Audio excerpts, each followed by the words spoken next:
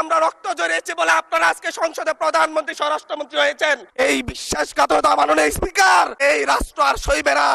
মাননীয় স্পিকার, আমি বুঝতে পারছি না সময়গুলো কিভাবে বন্টন করা হয়। সরকার দলের হলো 8 মিনিট, বিরোধী দলের হলো 6 মিনিট, এভাবে তো কথা বলতে পারবো না। মাননীয় স্পিকার, পাশাপাশি আমি এই সংসদের সর্বকনিষ্ঠ এমপি, বাংলাদেশের ইতিহাসের সর্বকনিষ্ঠ এমপি।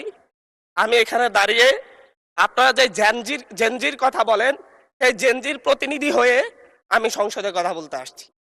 আপনি যদি বলেন যে জেনজিরা কি চাই, আমি বলছি জেনজিরা ৭২-এর সংবিধান আর চাই না।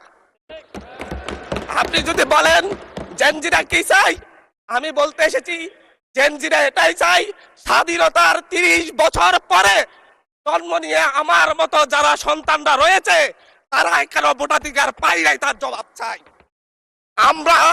আমরা তো স্বাধীন বাংলাদেশে জন্ম নিয়েছি মাননীয় স্পিকার। আমাদের কি ভুল ছিল? আমরা তো নতুন মানচিত্র পেয়েছি, আমরা তো নতুন পতাকা পেয়েছি, আমরা নতুন সীমানা পেয়েছি।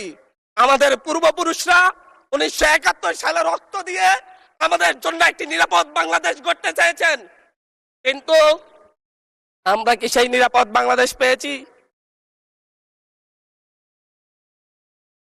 আমরা কি সেই নতুন বাংলাদেশ পেয়েছি? আমরা তো সেই নতুন বাংলাদেশ মাননীয় স্পিকার পাই নাই। 71-এ 30 লক্ষ মানুষ শহীদ হয়েছে, জীবন দিয়েছে, তাদের পরবর্তী সন্তানরা যেন নিরাপদ বাংলাদেশে ভোটাধিকার পায়, যেন রক্ষী বাহিনী না হয়, যেন ভোটাধিকার পাই, যেন আবার দুর্ভিক্ষ না হয়। কিন্তু আমরা কি দেখেছি? আমরা দেখেছি বাংলাদেশে দুর্ভিক্ষ হয়েছে। 1973 সালে ভোট চুরি হয়েছে।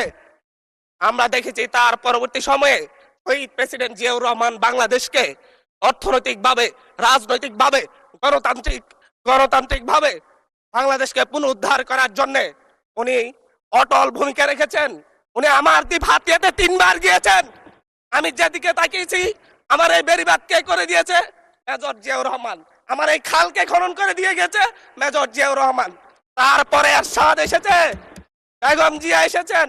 বেগম জিয়া আমার হাতিয়াতে 3 থেকে 4 বার গিয়েছেন, কিন্তু তারপর আমার হাতিয়ার ওই অঞ্চলের নদী ভাঙ্গন রোধ হয় নাই। ওই অঞ্চলের লক্ষ লক্ষ মানুষ ঘরবাড়িহীন ভাবে পড়ে আছে। আমি এই ইলেকশনে ভোট ডাকাতি দেখেছি, আমার গাড়ি বহরে হামলা করা হয়েছে। আমি কি এই ইলেকশনের জন্য নিজের রক্ত জড়িয়েছি? আমি আজকে স্বরাষ্ট্রমন্ত্রী আছেন, মাননীয় প্রধানমন্ত্রী আছেন, আমি এখানে প্রশ্ন করি, আমি কি রক্ত ঝরিয়েছি? আমরা রক্ত ঝরিয়েছি বলে আপনারা আজকে সংসদে প্রধানমন্ত্রী স্বরাষ্ট্রমন্ত্রী হয়েছেন। রক্ত ঝরার পরে, রক্ত ঝরিয়ে গুলিবিদ্ধ হয়ে 3 দিনের মাথায়, গুলিবিদ্ধ হয়ে দয়া করে থামুন। মাননীয় সংসদ সদস্য, আপনার বক্তব্য অব্যাহত রাখুন। 144 ধারার মধ্যে আবার নিজেই গুলিবিদ্ধ পা নিয়ে বের হয়ে গিয়ে সংবাদ সম্মেলন করে বলেছি আবার রাস্তায় নামুন, হাজরা প্রদর্শন হতে হবে। আমরা বলেছি নতুন বাংলাদেশ দিব। আমরা নতুন বাংলাদেশ আবার প্রতারণার রাজনীতি দেখতে চাই না, প্রবঞ্চনার রাজনীতি দেখতে চাই না। এই গণভোটের পক্ষে আমাদের মাননীয় প্রধানমন্ত্রী প্রচারণা চালিয়েছেন। এই আদেশের পক্ষে মাননীয় সরকার দলীয় সংসদ সদস্যরা প্রচারণা চালিয়েছেন। আজকে এখানে এসে কেন এটা নিয়ে আবার দীর্ঘ আলোচনা হতে হবে? আমরা 90-এর গণঅভ্যুত্থানের কথা বলে যাই নাই। 3 জোটের রূপরেখা হয়েছে, বাংলাদেশ গণতান্ত্রিক ভাবে উত্তীর্ণ হবে কথা দেওয়া হয়েছিল, কিন্তু 94 সালের মাগুরার নির্বাচন কারা আয়োজন করেছিল? কারা 94 সালে মাগুরার নির্বাচন আয়োজন করেছিল?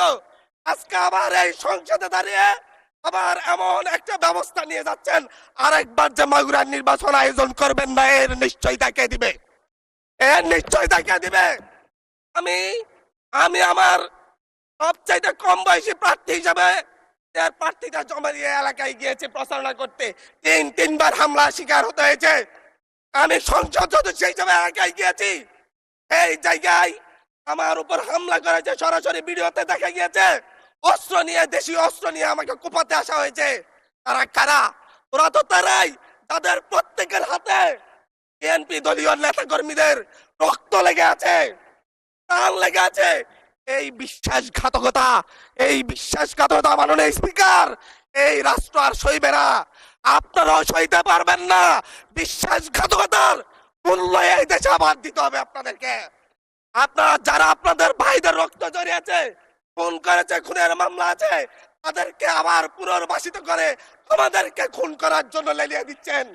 চট্টগ্রাম থেকে এক সাংগঠনিক নেতাকে পাঠিয়েছে অস্ত্র সহ আমাদের লোকজনের উপর হামলা করতে। ভোটের দিন সকালবেলা থেকে প্রত্যেকটা ভোট কেন্দ্রে অস্ত্র দিয়ে মহড়া দিয়েছে। 30টা ভোট কেন্দ্রে এনসিপির প্রার্থী, বিএনপি 2জন বিদ্রোহী প্রার্থী সহ কারো এজেন্টকে ঢুকতে দেওয়া হয় নাই। এটার জন্য কি আমরা আমাদের রক্ত জড়িয়েছি?